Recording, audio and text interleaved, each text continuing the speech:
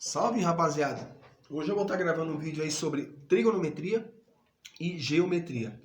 Bem, a geometria, vou começar pela geometria, ela é dividida em três partes. A geometria analítica, que se dedica ao estudo da álgebra, certo? A geometria plana ou geometria euclidiana, que se dedica ao estudo das figuras planas. E a geometria espacial, como o próprio nome diz, né? Figuras em três dimensões. Então imagine você que eu tenho essa folha, né? Ela caracteriza uma figura plana porque ela tem uma dimensão, outra dimensão, e ela não tem uma altura onde se caracterizaria uma figura espacial, ou seja, uma terceira dimensão. Esse lado vezes uma altura. Diferentemente desse copo, que ele tem uma dimensão, outro lado e altura. O que eu tenho com isso? Volume caracterizaria uma figura espacial e seria estudado pela geometria espacial. E vamos falar também da trigonometria. O que seria a trigonometria? É a parte da matemática que relaciona os ângulos, né? Os ângulos com os seus lados. E é muito fácil você ver nos estudos da trigonometria, a gente vê ali um triângulo retângulo, e a gente notar que nesse triângulo retângulo tem algumas relações trigonométricas, sendo elas seno, cosseno, tangente. E muita gente faz confusão, né, tentando decorar essas relações. Não precisa decorar, o que a gente tem que entender é aprender e entender o conceito, sendo que o seno é o cateto oposto sobre a hipotenusa, o cosseno seria o cateto adjacente. Por que o cateto adjacente?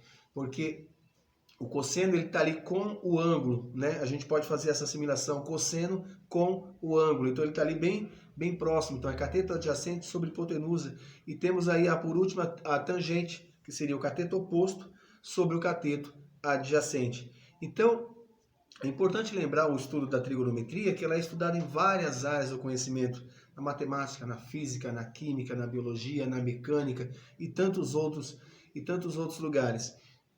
E a geometria, por sua vez, é uma parte da matemática assim que encanta e enche os nossos olhos, porque tudo que a gente vê, né, desde a hora que a gente acorda, tem uma forma geométrica. Então, se seu filho chegar lá e falar, eu fui num lugar e eu estava num lugar onde era assim, tinha um espaço aqui, tem um espaço ali, você já começa mentalmente a imaginar aquilo. Através do quê? Da geometria, né? Você começa a ver as figuras, você começa a interpretar como elas poderiam ser. E uma coisa que a gente tem que ficar bem claro, que muita gente pensa, às vezes muita gente sai da escola aprendendo que aquele risquinho que os professores desenham na lousa, né, aquele triângulo, aquele quadrado, aquele retângulo, é simplesmente um quadrado, um retângulo. Né? Muita gente sai pensando disso. E quando a gente fala em geometria, a gente tem que pensar um pouquinho fora da casa, um pouquinho fora da caixa. O que a gente pode pensar? A matemática, simplesmente aquele triângulo, aqueles três risquinhos que colocaram lá na lousa, é simplesmente uma linguagem matemática que a matemática encontrou para representar uma forma de qualquer coisa que existe no universo. Poderia ser um terreno, eu tenho um terreno que tem tantos metros assim, e tem a diagonal assim. Poderia simplesmente ser isso. Poderia ser outra coisa também, poderia ser um quadrado, poderia ser um campo de futebol, um retângulo. Então a gente tem que começar a imaginar a geometria como uma coisa ali do nosso cotidiano, para a matemática ter realmente sentido. Então eu vou estar falando um pouquinho de trigonometria, vou dar alguns exemplos aqui, e vou tentar mostrar para vocês, na prática, como essas relações trigonométricas funcionam em um triângulo retângulo. Beleza? Então, galera, eu desenhei para vocês aqui um triângulo retângulo, certo? O importante é a gente entender, nesse estudo, é que a gente tem que prestar atenção em cada nome, porque eles não são inventados.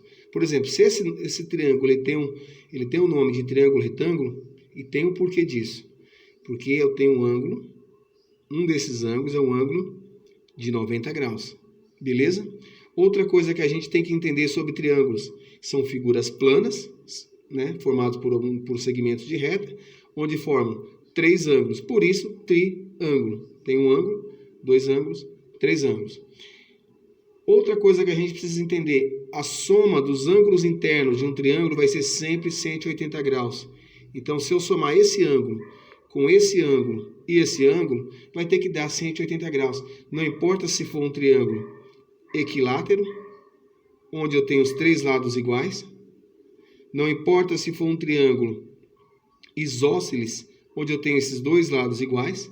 Não importa se for um triângulo escaleno, onde eu tenho os três lados diferentes. Pouco importa a forma desse triângulo. O importante é que a gente tem que entender que a soma dos ângulos internos sempre vai ser 180 graus. Beleza? E através disso, vão nascer relações trigonométricas. O que seriam essas relações trigonométricas que eu havia falado atrás? Essas relações trigonométricas vão relacionar os ângulos, certo? Com os lados desse triângulo. E através dessas relações, vai nascer isso aqui, ó. Todo mundo já conhece, é o seno, cosseno, tangente. Então, o que seria o seno? Seria cateto oposto sobre a hipotenusa. O que seria o cosseno? Cateto adjacente sobre hipotenusa. O que seria tangente? Cateto oposto sobre cateto adjacente. É para decorar isso? Não. É para entender. Muita gente sai da escola tentando aprender isso aqui, mas não é para aprender. É para entender. A partir do momento que você entende, você não precisa decorar nada. As coisas ficam mais fáceis para você. Certo? Então, esses lados do triângulo também recebem nomes especiais. Por exemplo, esse lado aqui eu chamo de cateto. Esse outro lado eu chamo de cateto. Vocês reparem que em nenhum momento eu falei cateto oposto, nem cateto adjacente. Eu não sei quem é quem. Quem vai me dizer quem é quem? É o ângulo que eu vou trabalhar. E esse lado aqui é conhecido como a hipotenusa. Esse é o único lado do triângulo que tem lugar garantido. É como motorista de ônibus lá. O único lugar que é garantido no ônibus é o do motorista. E aqui no triângulo, o único lugar que é garantido é a hipotenusa. Os outros dois lados podem variar. Pode ser cateto oposto, pode ser cateto adjacente. Vai depender do ângulo que eu estou trabalhando. E logo, logo vocês vão entender porque eu estou falando isso. Então, aqui eu tenho um ângulo de 90, certo? Vamos supor que aqui esse ângulo seja de 60.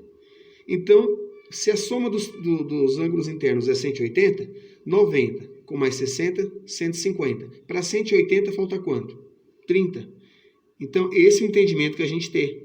Se aqui fosse 50 graus, uma hipótese, 90 com 50, 140. Para 180, faltaria 40. E assim sucessivamente. Esse é o raciocínio que a gente tem que ter. Lembra daquela história que eu falei para vocês? Que quem decide quem é cateto oposto, quem é cateto adjacente, é o lado que eu vou trabalhar? Uma hipótese, eu vou chamar esse lado de A e esse lado de B. Mas poderia simplesmente eu chamar esse aqui de A como B. Pouco importa a letra que eu dou, pouco importa o lado que eu dou. Isso não vai fazer diferença nenhuma. Vamos supor que em algum exercício eu tenha que trabalhar com esse ângulo de 30 graus. Aí eu vou lá, escolho qualquer relação aqui, ó, que eu tenha seno ou cosseno. Vamos se dizer que eu escolhi o seno. Seno seria o quê? Cateto oposto sobre a hipotenusa. Beleza? Então, eu vou trabalhar com esse ângulo. Então, o que eu tenho que pensar? Quem é o cateto? Ó, o cateto, quem é o lado do triângulo que está oposto ao ângulo de 30? Não é o A? Então, eu vou colocar aqui, ó. Então, eu escolhi seno. Então, eu coloco lá.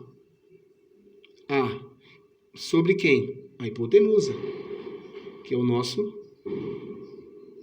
maior lado. Beleza? A uma hipótese, eu não escolhi o seno, eu escolhi o cosseno.